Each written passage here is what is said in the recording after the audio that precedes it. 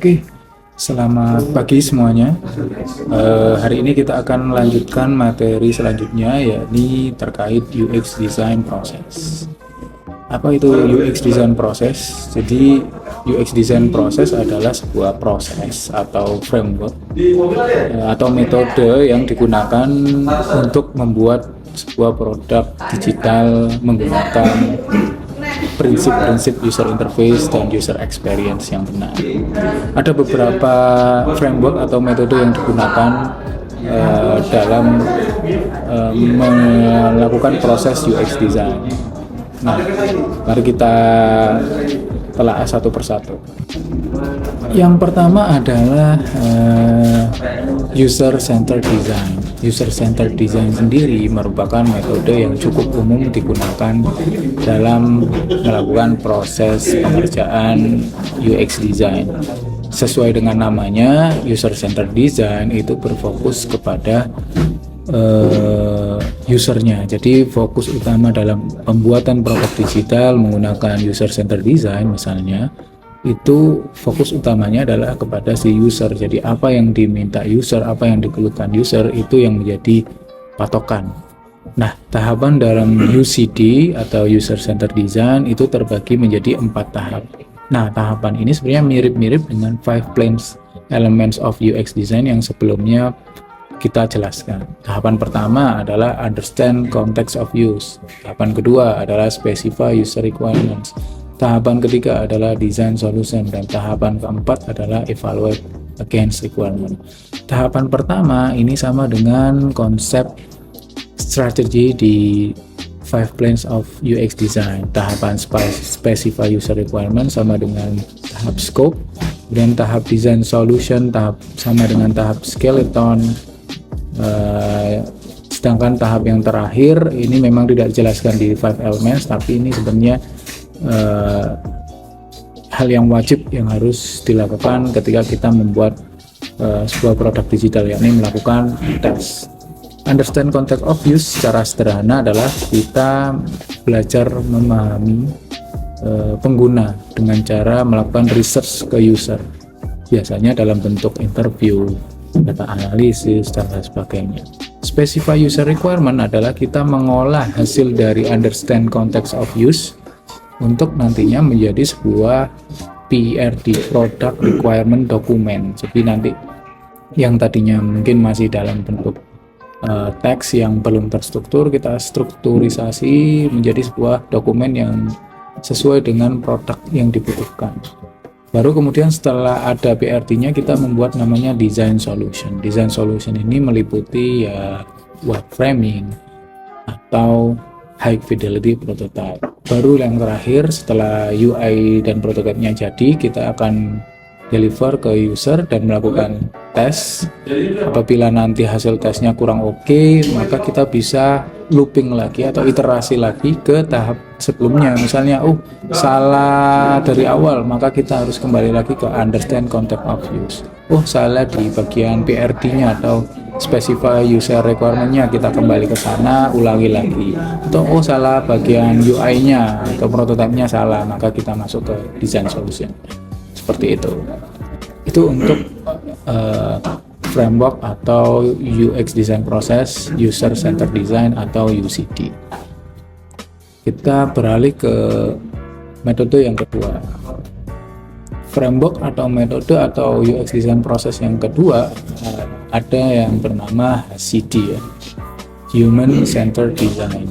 Sebenarnya UCD dan HCD ini hampir mirip, stepnya pun juga hampir mirip, cuman memang ada perbedaan penamaan dan jumlah stepnya.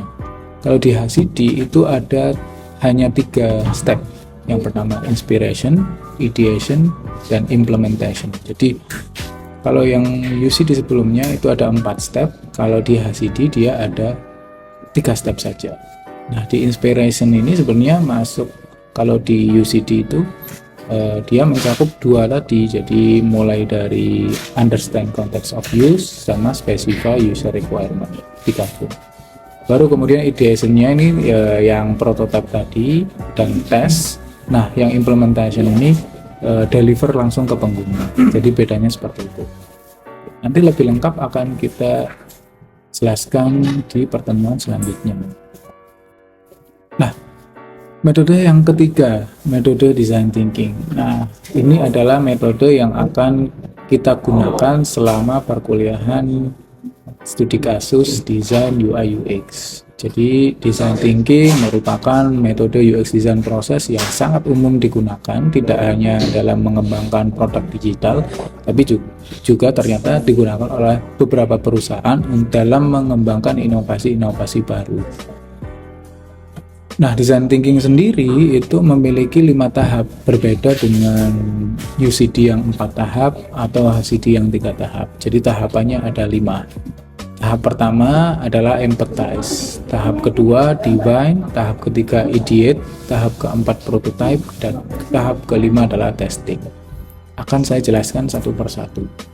Tahap empathize adalah tahap di mana kita sama dengan yang kita lakukan di UCD, understand context of use. Jadi kita berempati kepada user. Dengan cara apa?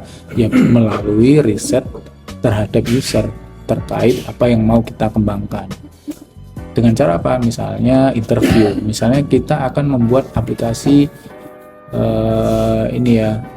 untuk mengirim barang misalnya. Maka kita harus melakukan research ke user sebagai pengguna yang melakukan pengiriman barang seperti itu. Nah, di tahap empathize biasanya ada beberapa sub-sub metode yang harus kita kerjakan. Nah, ini nanti akan kita jelaskan lebih lanjut. Kemudian ada tahap define. Tahap define adalah menerjemahkan hasil dari empathize yang sudah kita lakukan. Biasanya dalam tahap define kita membuat namanya user persona, kemudian kita membuat affinity map dan sebagainya. Nah, kemudian setelah selesai kita lanjut ke tahap ideate. Tahap ideate biasanya kita mulai dari Crazy X. Crazy X itu mencoret-coret kerangka tampilan interface yang akan kita buat. Atau kita juga bisa membuat fitur-fitur yang rencananya yang akan kita buat. Baru setelah semuanya selesai pada tahap Crazy X dan pembuatan fitur, kita masuk ke tahap prototype, yakni pembuatan UI design dan prototyping. Terakhir, kita melakukan testing. Sama seperti metode-metode sebelumnya, metode-metode dalam UX design proses, mereka memiliki karakteristik yang sama, yakni ada iterasi di dalamnya. Jadi mulai dari ketika testing gagal misalnya, dia bisa kembali ke empathize, bisa juga kembali ke define, bisa juga kembali ke ideate maupun kembali ke prototype seperti itu. Jadi memang bersifat iteratif untuk design thinking, UCD dan HCD. Bedanya mungkin tingkat iteratifnya ada di bagian mana. Oke. Lebih lengkap nanti akan kita jelaskan pada subbab ketika kita melakukan design thinking workshop. Nah, yang keempat ada namanya design sprint. Design sprint sendiri adalah salah satu metode yang populer juga digunakan di industri karena memang memiliki keuntungan dapat menyelesaikan pekerjaan lebih cepat dengan memotong metode-metode yang tidak perlu dilakukan seperti di design thinking atau di UCD. Design sprint sesuai namanya, sprint adalah berlari cepat. Jadi design sprint adalah proses pengerjaan UX design yang memakan waktu sangat cepat. Umumnya dilaksanakan selama 4 hari. Contoh, misalnya hari Senin dia membuat sketsa, hari Selasa dia membuat storyboard, hari Rabu dia membuat prototype, dan hari Kamis dia melakukan testing. Jadi setiap step dilakukan dengan cepat agar feedback yang didapatkan lebih cepat dan hasil desain yang didapatkan juga lebih cepat jadi. Mayoritas desain sprint memang banyak digunakan di perusahaan-perusahaan software house yang memang mendapatkan pekerjaan by project ya. Jadi mereka butuh kecepatan untuk bisa menerima project lebih banyak. Semakin cepat project yang dikerjakan oleh mereka, artinya berarti semakin banyak project yang bisa dikerjakan. Seperti itu. Kemudian yang kelima ada namanya Lean UX. Lean UX sendiri merupakan hasil dari penemuan salah satu engineer yang bekerja di Google ya. Nah, dinamai Lean UX. Lean UX ini biasanya berdampingan dengan SDLC atau Software Development Life Cycle yang agile seperti Scrum, seperti itu. Nah, step-step yang ada di Lean UX sendiri itu meliputi declare assumptions, kemudian create an MVP, run an experiment, sama feedback and research. Nah, bedanya kalau yang tadi itu baru beriterasi ketika tahap testing, tapi kalau misalnya di Lean UX ini bisa langsung melakukan iterasi. Contoh misalnya dari declare assumption dia ke create an MVP. Ketika create MVP-nya kurang oke, dia langsung bisa kembali lagi ke declare assumption. Kembali ke tempat awal, kembali ke tempat tujuan, setelah fix baru dia melanjutkan perjalanan. Jadi berputar terus ya, sampai dia mendapatkan feedback and research yang sudah oke, baru dia kemudian keluar dari life cycle ini. Itu yang Lean UX design. Sebenarnya dari semua metode yang ada itu mereka memakai 5 prinsip dalam elements UX design ya, meliputi yang strategy, scope, kemudian skeleton,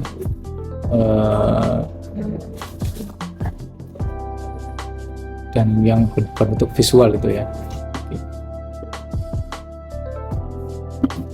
Nah, ada catatan singkat. Jadi tidak semua desain proses itu harus kita ikuti alurnya. Jadi misalnya desain proses pada design thinking itu ada 5 tahap. Sebenarnya dalam kenyataannya kita tidak perlu mengikuti ke 5 step itu. Jadi cukup digunakan saja apa yang kita perlukan untuk mendapatkan kebutuhan yang kita inginkan. Dan sekiranya si user nanti sesuai dengan ketika sudah jadi produknya, usernya dapat menerima dengan baik. Desain proses sebenarnya hanya untuk mempermudah dalam mencari solusi. Jadi ini sama seperti framework. Framework itu apa sih? Framework itu sebenarnya adalah sebuah kebiasaan yang dilakukan secara terus-menerus oleh seseorang atau kelompok sehingga dia menjadi budaya atau tradisi ketika mengerjakan sesuatu. Dan ketika kita menggunakan framework itu bisa kita ikuti karena mereka sudah membuktikan, karena sudah terbiasa di tempat sebelumnya. Jadi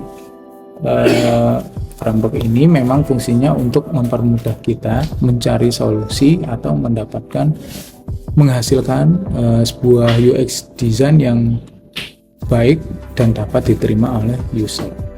Saran yang terakhir adalah kalian sebagai UI UX designer nantinya harus adaptif dan kreatif, karena ini sangat diperlukan untuk memecahkan masalah yang nanti akan dihadapi dan memberikan solusi yang mungkin solusi kreatif yang dapat membantu user dalam menggunakan sebuah produk.